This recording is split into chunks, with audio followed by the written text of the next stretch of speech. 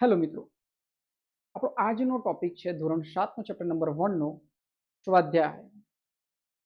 અત્યાર સુધી આપણે જે વિડીયો બનાવતા હતા એની અંદર આપણે એક ટોપિક મુજબ આપણે વિડીયો બનાવતા હતા કે તમારા ચેપ્ટરની અંદર આ ટોપિક છે તો એની અંદર આપણે ડેપ્થ વિડીયો બનાવતા હતા જેથી તમને સરળતાથી સમજાઈ શકે. હવે આપણા એવા બી વિડીયો આવશે જેની અંદર તમારું સ્વાધ્યાય ને અમે સોલ્વ કરીશું અને તમારી સ્વાધ્યાયના પ્રશ્નોના જવાબ તમારી સામે સમજાવશું. આજનો એવો જ ટોપિક છે સ્વાધ્યાય ચેપ્ટર નંબર 1 નું સ્વાધ્યાય આપણે બોર્ડ ઉપર સમજાવેલું છે. સાથે સાથે હું તમને સમજાવીશ કે પ્રશ્ન કેવી રીતે લખવું. શરૂ કરીએ આપણે આ સ્વાધ્યાયને સમજવાની માહિતીને કે કેવી રીતે પ્રશ્નો લખવા જોઈએ અને કેવી રીતે એના જવાબોને સોલ્વ કરવા જોઈએ. સૌપ્રથમ આપણે જોઈએ સ્વાધ્યાયનું એક પેજ આપેલું છે તમારી સામે જેની અંદર આપણે જોઈશું કે શરૂઆતના પીરિયડની અંદર આપણે ક્વેશ્ચન સિરીઝ લખવાના લખેલા છે કે સજીવોને ખોરાક લેવાની જરૂર શા માટે પડે છે. આ થયો આપણે ક્વેશ્ચન સિરીઝ. આપણે સિમ્પલ તો એટલી ખબર હોય કે સજીવોને ખોરાક કેમ લેવો પડે ભાઈ, તો સૌથી પહેલા યાદ રાખવાનું શા માટે જરૂર પડે એટલું તો આપણને અંદાજ આવી જ જવો જોઈએ કે ઉર્જા મેળવવા માટે. તો આપણા જવાબની અંદર ઉર્જાનો કન્સેપ્ટ આવવો જોઈએ. ઓકે, સજીવો છે તો ખોરાક લે છે પછી શું મળે છે, એનાથી ઉર્જા મળે છે. જે વનસ્પતિમાં પ્રકાશસંશ્લેષણની ક્રિયાથી ઉર્જા મળે છે. સમજો. આગળ વધીએ.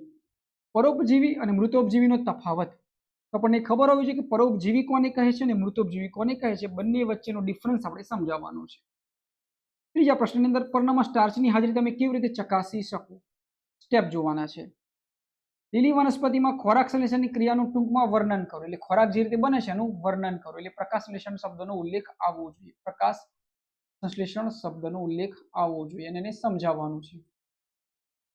ઓકે, રેખાચિત્ર દ્વારા દર્શાવો કે વનસ્પતિ ખોરાક માટેનો મુખ્ય સ્ત્રોત છે. વનસ્પતિ જ મેઇન છે એવું બતાવવાનું છે. આ થયા પ્રશ્ન સિરીઝ. ઓકે, તો સૌપ્રથમ આપણે જોઈ લઈએ પ્રશ્ન સિરીઝ સ્ટેપ બાય સ્ટેપ કેવી રીતે લખવા.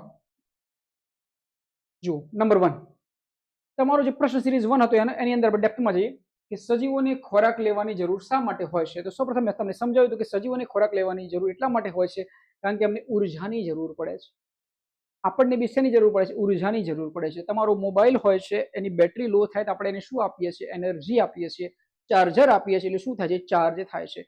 એમ આપણે છીએ તો આપણે ખોરાક ખાઈએ છીએ એટલે આપણે શું થઈએ છીએ, આપણી બોડીની અંદર થોડી ઉર્જા મળે છે, તાકાત આવે છે. સમજાઈ ગઈ વાત. તો સજીવોને ખોરાક લેવાની જરૂર એટલા માટે છે કારણ કે એમને ઉર્જા લેવી છે, ઉર્જાની જરૂર છે. તેનો જવાબમાં પ્રથમ જવાબમાં આ જવાબ લખીએ તો એનો ટોપિકમાં પ્રથમ ટોપિક લખવાનો કે સજીવોને ખોરાક લેવાની જરૂર શા માટે છે, તો ઉર્જા મેળવવા માટે. શેના માટે, ઉર્જા મેળવવા માટે. પછી બીજો લખવાનો વૃદ્ધિ અને વિકાસ માટે. શરીરની જે કોષો છે એના સમારકામ માટે, રોગો સામે રક્ષણ મેળવવા માટે. ઉર્જા મેળવવા માટેનો કન્સેપ્ટ ખબર પડી કે આપણે ભૂખ લાગી હોય તો આપણે કેવું આપણને તકલીફ થતી હોય છે કે ભાઈ આપણને અશક્તિ જેવું થાય છે. આપણે જેવું ખાઈએ છીએ તો કેવું આપણને સારું લાગે છે. એક ઉર્જા મળી, ઉર્જા મેળવવા માટે. વૃદ્ધિ અને વિકાસ માટે. તો સમજો કે આપણે જેમ આપણે જો ખોરાક લઈએ તો આપણે આપણી બોડી સ્ટ્રક્ચર વ્યવસ્થિત બને છે. નહીં તો આપણે શું કુપોષિત જેવા લાગતા હોઈએ છીએ, આપણે નબળા લાગતા હોઈએ છીએ તો વૃદ્ધિ અને વિકાસ નથી થતું. તો વનસ્પતિઓને આપણે પાણી ના આપે, પ્રકાશ ના આપે તેનો વિકાસ થતો નથી. તો દરેક વસ્તુ આ રીતે જોડાયેલી છે સજીવો સાથે. તો સજીવોને ખોરાક એટલા માટે લેવો પડે છે કે એક તો ઉર્જા મેળવવા માટે. ઉર્જા મળે એટલે વૃદ્ધિ અને વિકાસ થાય. અંદર બોડીની અંદર જે મિનરલ્સ છે, જે વિટામિન્સ છે, એની ઉણપ છે પૂરી થાય એટલે વૃદ્ધિ અને વિકાસ થાય. તો એ ટોપિક આવો છે વૃદ્ધિ અને વિકાસ માટે. શરીરના સમારકામ માટે, કોષોની અંદર આપણે જે પ્રોબ્લેમ્સ થતા હોય છે એની અંદર જે ઉર્જા આપણે ખોરાક લઈએ છીએ એમાંથી ઉર્જા બને છે, એનાથી શું થાય છે, એનો વિકાસ થાય છે. વિકાસ થાય છે શરીરના કેટલાક કોષોનું સમારકામ થાય છે. આપણું બોડીની અંદર થોડું રિફોર્મ થતું હોય છે. આગળ જઈએ. રોગો સામે રક્ષણ મેળવવા માટે. આ ટોપિક મહત્વનો છે કે તમે જો મેડિકલ સાયન્સમાં હો તો તમને સમજાવવામાં આવે છે કે તમે દવાખાનાની અંદર કે કોઈ બી જગ્યાએ એવી જગ્યાએ ના જાઓ જમ્યા વગર. કેમ કે તમે ત્યાં જમ્યા વગર જશો, તમારી બોડી છે એ નબળી હશે. તમે જમ્યા વગર જશો એટલે ઉર્જા નહીં હોય તમારી જોડે તો તમારી પર શું થશે, રોગ હાવી થઈ જશે. અથવા તમે જો એ રીતે ના હોય, તમે ઘરમાં બેઠા હોય, તમારું શરીર થોડું લડી શકે એવા મૂડમાં ના હોય કે કોઈ બહારથી એન્ટીજન આવે તો એના સામે એન્ટીબોડી પેદા ના કરી શકતું હોય તો તમને શું થશે, રોગ થશે. તો કન્સેપ્ટ એ છે કે આ બધા માટે શું જરૂરી છે, ખોરાક લેવો જરૂરી છે. ખોરાક લેવો જરૂરી છે. સમજાય છે વસ્તુ. તો ખોરાકની જરૂરિયાત એટલા માટે છે.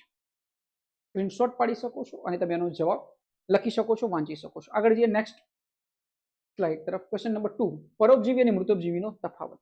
આપણે સમજવાનું છે કે પરોપજીવી કોને કહે છે ને મૃતોપજીવી કોને કહે છે. આપણે શબ્દને પકડી લેવાનો છે. મૃતોપજીવી એટલે મૃત વસ્તુ અથવા સડેલી વસ્તુમાંથી જે ખોરાક લે છે એને મૃતોપજીવી કહે છે.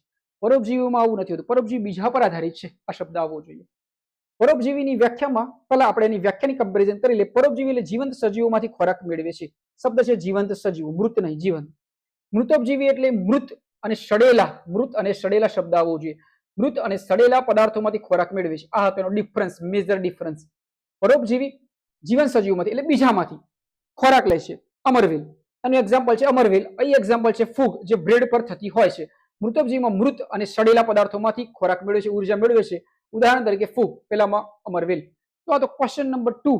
ઓકે, તમે જોઈ શકો છો, સ્ક્રીનશોટ પાડી શકો છો અને તમે લખી શકો છો. નેક્સ્ટ જે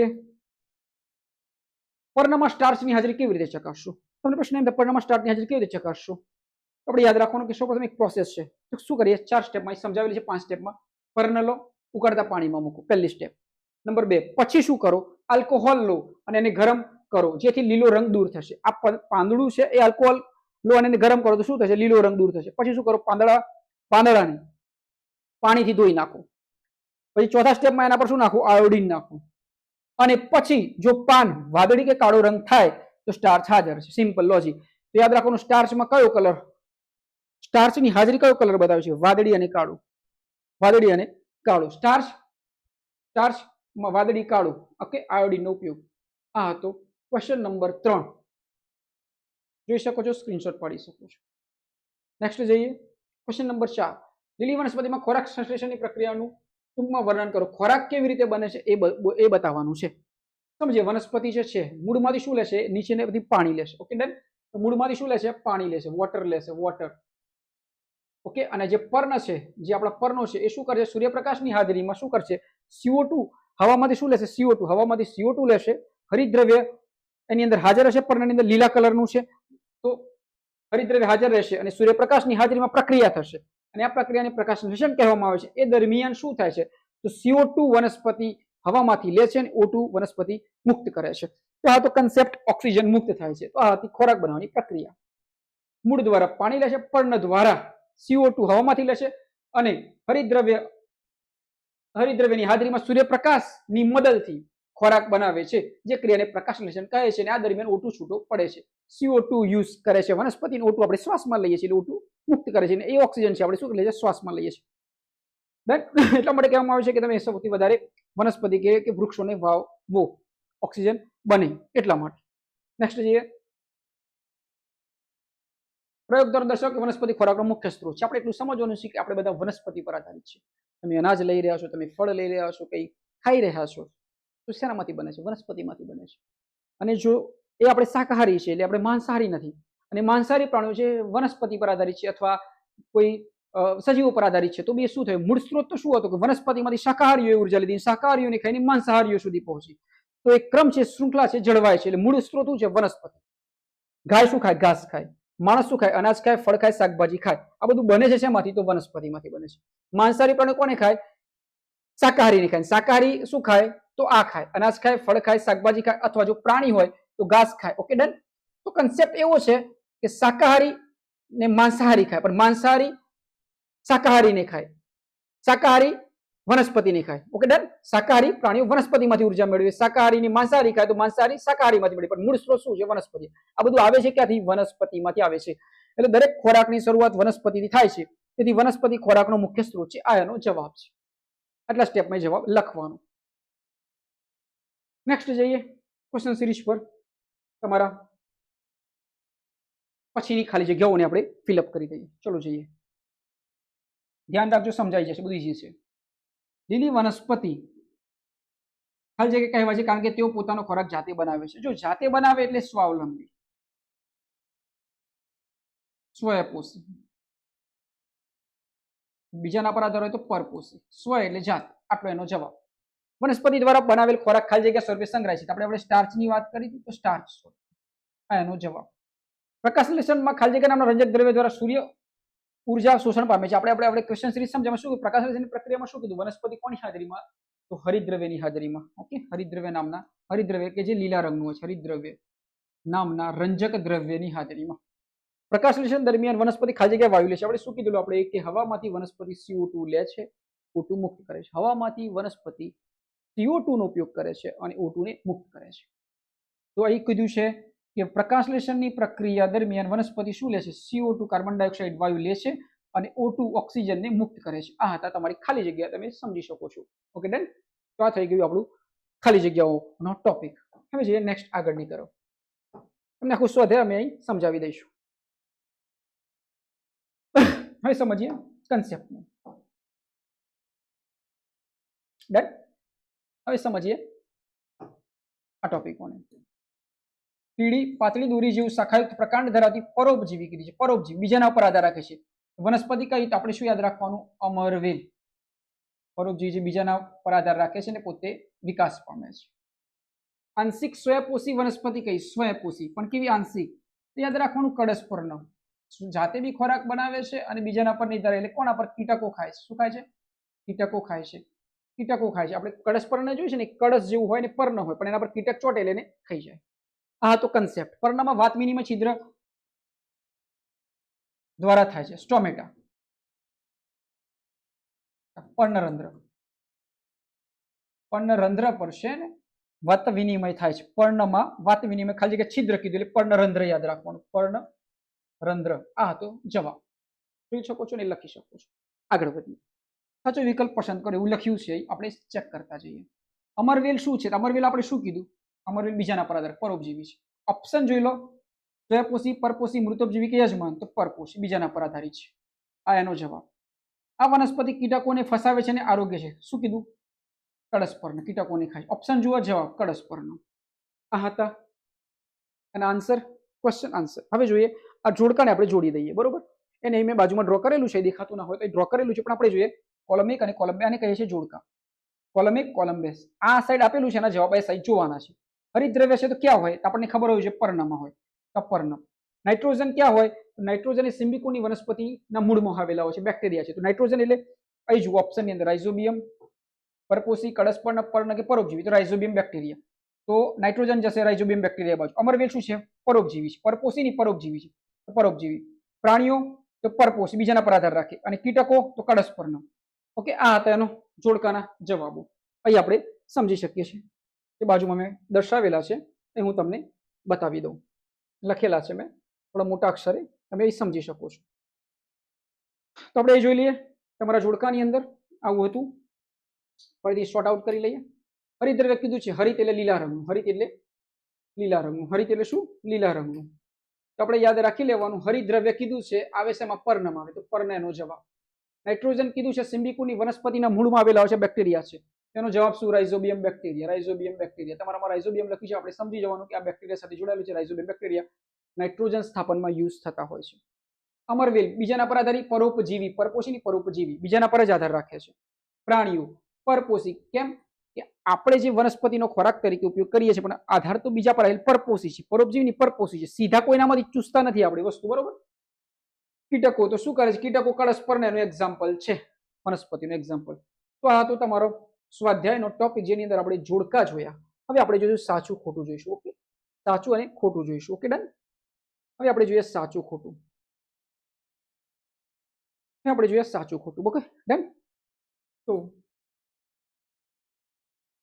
એની અંદર આપણે જોઈશું, ફરીથી આપણે સ્ટડી કરી લઈએ છીએ કે સાચું ખોટું કેવી રીતે ચેકઆઉટ કરવું. એકદમ ઇઝી હોય છે. આપણે પ્રશ્નને સમજવાનો, સાચું શું ને ખોટું શું, એ રીતે એના જવાબ લખવાના હોય છે. હું તમારી સામે જવાબોને સમજાવી દઉં છું. ડન. તો આપણે સમજીએ કે પ્રકાશ સંશ્લેષણ દરમિયાન કાર્બન ડાયોક્સાઇડ મુક્ત થાય છે. જો ભાઈ વિચારો, આપણે શબ્દ શું છે? પ્રકાશ સંશ્લેષણ. તો આપણે સ્ટડી કર્યું હતું કે પ્રકાશ સંશ્લેષણમાં તો શું થતું હતું? CO2 પર્ણ દ્વારા હવામાંથી CO2 લેવામાં આવતું હતું. તો CO2 વપરાય છે. CO2 વપરાય છે અને O2 ઓક્સિજન મુક્ત થાય છે. ઓક્સિજન મુક્ત થાય છે. અને એ ઓક્સિજન આપણે શું લે છે? પ્રાણીઓ શ્વસન દરમિયાન ઉપયોગ કરે છે. અહીં જુઓ, પ્રકાશ સંશ્લેષણ દરમિયાન કાર્બન ડાયોક્સાઇડ મુક્ત થાય છે. મુક્ત ક્યાં થાય છે? ભાઈ મુક્ત તો O2 થાય છે. તો આ જે વાક્ય છે ને, તદ્દન ખોટું છે. સમજાય છે વસ્તુ? કે પ્રકાશ સંશ્લેષણ દરમિયાન તો CO2 વપરાય છે, O2 મુક્ત થાય છે. એ ઊંધું લખ્યું છે. CO2 મુક્ત થાય છે. આ ખોટું વિધાન છે, એટલે ફોલ્સ છે. ટ્રુ નથી, ફોલ્સ છે. નંબર 2, જે વનસ્પતિઓ પોતાનો ખોરાક જાતે બનાવે છે તેને મૃતોપજીવી કહે છે. આ બી ખોટું. કારણ કે જે વનસ્પતિ પોતાનો ખોરાક જાતે બનાવે એને સ્વયંપોષી કહે છે. સ્વ એટલે જાતે. આ હતો જવાબ એનો. અને આપણે આ વિધાન બી શું થાય છે? ફોલ્સ થાય છે, ખોટું થાય છે. Okay done. હવે વધીએ આપણે આગળ નેક્સ્ટ ક્વેશ્ચન સિરીઝ તરફ.